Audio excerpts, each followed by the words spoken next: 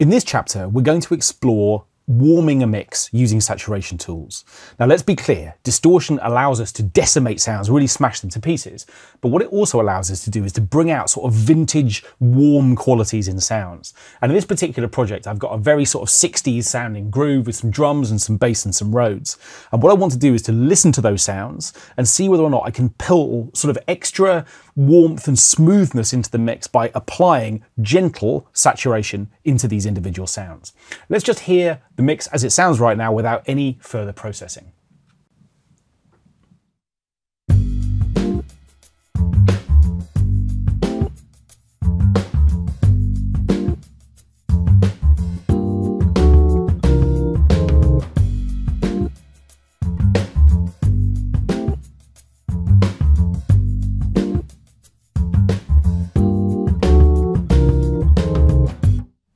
Okay, what we're going to do is to start with the drums. We're going to think about these instruments separately, but obviously, as always, when mixing, we're going to think about them as part of the whole as well. But because the sounds are different and they have different characteristics, we're probably going to need subtly different saturation approaches for each of these instruments separately. So let's start with the drums. These are programmed across 2 tracks, but they're reading from the same instrument. So when I press solo, I'm going to see that the kick and snare track is soloed, and so is the hats as well. But what we'll actually do is open the mixer up so we can actually see all of these instruments working side by side. So starting with the drums, what I'm going to do is to set up the Culture Vulture plugin and begin to see what options I've got available when I start thinking about sort of adding some saturation to this particular sound. Now in triode mode, I've got a chance to add even numbered harmonics. And generally speaking, that's going to give us the least distorted result. It's going to warm a sound up a little bit, and it's just going to give us an opportunity to go looking for individual characteristics with the sound, just to kind of smooth them out and sort of give them an extra bit of punch, really. So what I'm going to do is to drop bias, which actually increases the amount of signal sent to the valve. I'm going to push drive up a little bit as well, just to begin to see how this sound comes alive. Now we're probably going to find that there's an output level volume increase. So that's one thing we need to be careful of, that we're not just adding volume, but actually adding saturation. But what I'll do is to bypass the signal, and we'll punch it in on the second playthrough just to hear the result of adding this triode mode.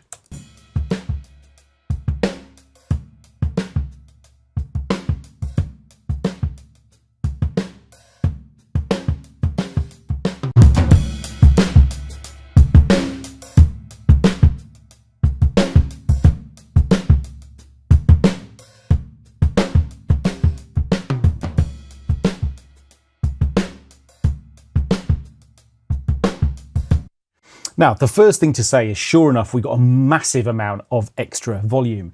And you need to be careful, because it's entirely likely that actually, with all that extra volume, you're going to hear an immediate distortion boost, which has got nothing to do with actually what the Culture Vulture is doing. It's actually your output of your workstation clipping.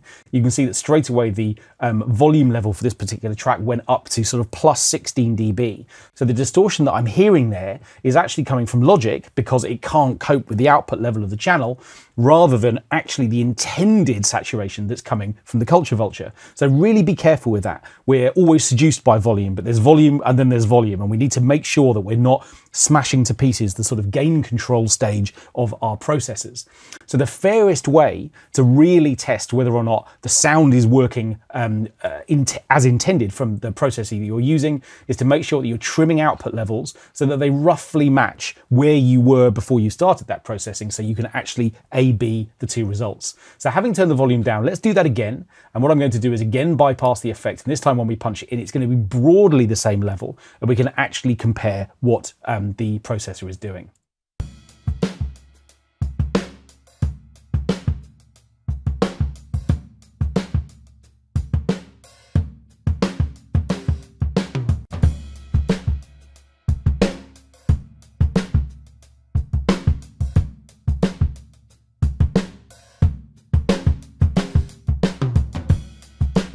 Okay, so we are still getting a little bit of extra volume. I could trim that a little bit more, but what we're definitely getting now is much more punch, particularly in the snare drum, but also some extra roundedness in the kick as well. Suddenly everything just feels a little bit fuller and a little bit smoother.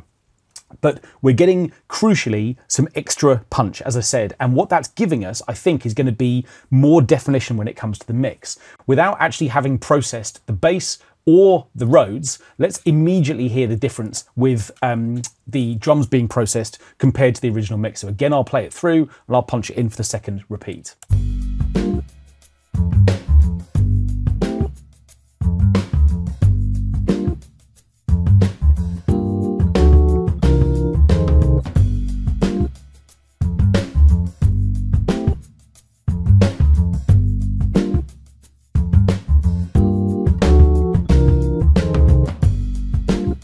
Okay, so if it turns out that I want even more snap than that, and actually I really do like that effect, I think it's really adding a lot more body and roundedness to the sound, but we could go further. So what I'm going to do is to solo that again, and this time we're going to go into pentode 1 mode, which is going to add odd numbered harmonics. Now this is going to be a much more extreme distortion, a much more obviously sort of smashed sound.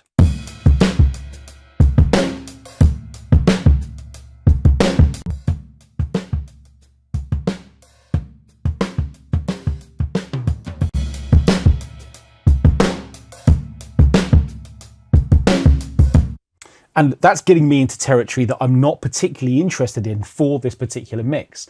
But what might be interesting with a more extreme version would be to maybe back bias down a little bit and potentially turn drive down a little bit and go looking for a version of that effect which is much less pushed.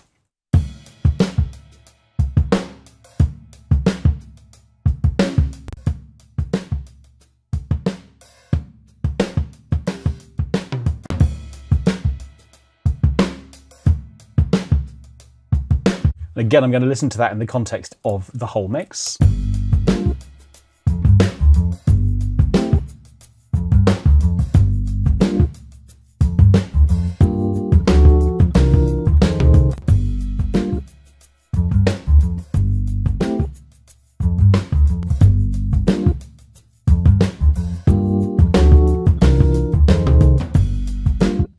So if the focus of this track, if what I decide is that actually the kind of groove at the heart of it is the thing that I want to bring forward in the mix the most, then actually a setting like this might be quite good. We've suddenly got way more power in the kick drum and a lot more snap in the snare. And of course, there's another way that I can blend the balance between the drums, the processed drums, and their originals. If I decide that actually this overall treatment is working nicely, but actually it's too much, I could turn this into a parallel treatment by backing down the mix. This dial here sets the balance between the original dry sound, which is all the way over here, and the only processed wet sound. So what I could potentially do would be to slightly lessen the effect of the processed sound by backing the mix dial down, so I've got a little bit more of the original drums and a little bit less of the processed distorted result.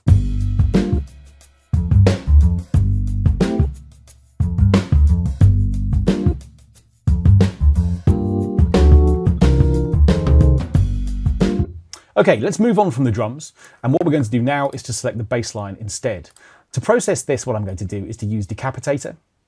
This is the Sound Toys saturator, and what this is going to allow me to do is to think about processing the bass in a few different ways. I'm just going to put the interface here for a moment. So what I've got here again is a drive control, but I've also got a choice of styles that I'm going to work on. And this A setting, this Ampex tape emulation, is the one that I'm going to use to warm this sound. Now, if we bypass this, what we're listening for here is just to hear how the upright bass sounds. You can see the only other processing that I've done on it is just to roll out the very lowest frequencies. These are super low, below about 38.8 hertz. So right down at the bottom, I'm just getting rid of some sub, but only a tiny bit. It always looks dramatic, an EQ curve like this, but this is a really low frequency. So that's what I'm doing just before the processor. But what Decapitator is going to allow me to do is to think about tone. Not only can I add drive, what I can also do is to further enhance the way that the tone is going to respond, biasing the sound either towards brighter frequencies, the kind of upper finger noise elements of the upright bass, and potentially think about scooping out a little bit more of the low end as well. So let's just have a listen to it. Again, I'll punch it in on the second time through, and what we're going to do is to sort of shape the sound a little bit more to try and get a bit more definition into what can sometimes be a slightly lumpy sound.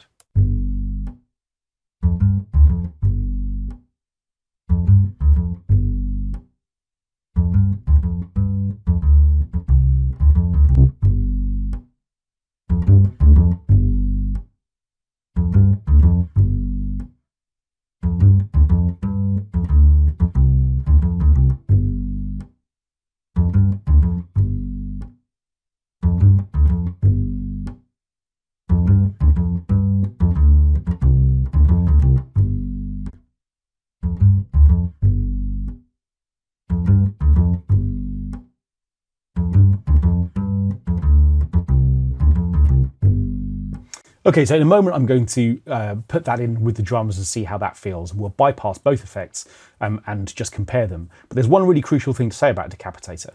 As you'll remember in Culture Vulture, as I increased the drive, I then had to manually back down the output level to compensate for the gain change. What happens within Decapitator is you can see that the drive and the output levels are linked. The harder I push the drive, the more the output level drops, so it's doing that compensation for me. And that's really useful because it means that I haven't got to be constantly adjusting both settings. Okay, what we're going to do is bypass Decapitator again. This time we'll put the drums in, so just these two instruments playing together. And what I'm hoping to find when I put Decapitator in is that I'm going to get more of the kind of definition in the upper frequencies of the bass than I had before.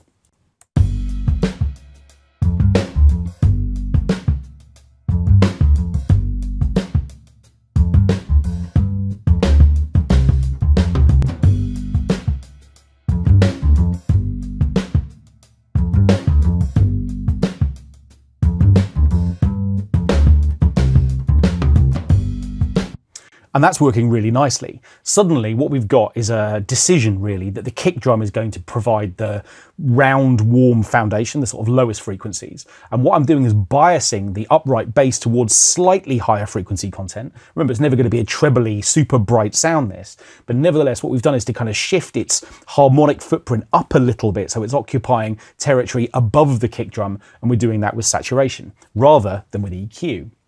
So that just leaves us with the Rhodes sound. Let's just have a listen to that as it sounds right now.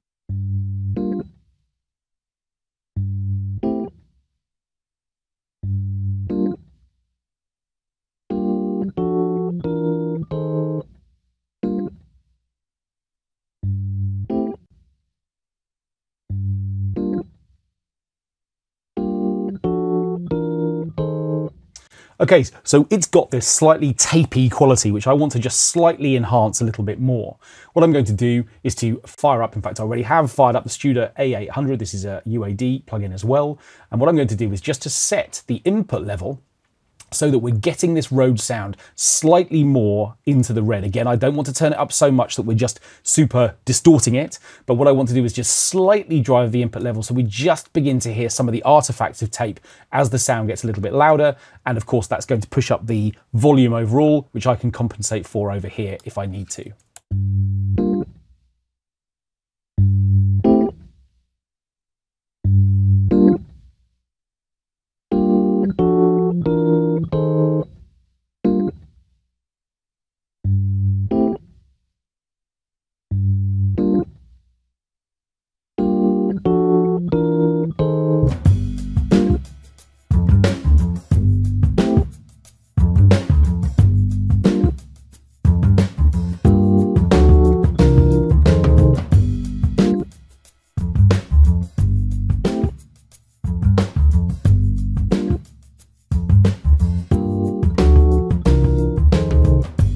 Okay, so this is where my mix started, and again what we'll do in a second is just to start here, bypass all the plugins, and then what we'll do is to punch them in, and we'll see how the mix has changed. And yeah, I might need to do a little bit of volume adjustment. It feels like the Rhodes is a little bit louder than it was, and I quite like the fact that the groove is sort of providing the main momentum for the track. But mostly what we've done here is to really warm this mix up, only using different types of saturation.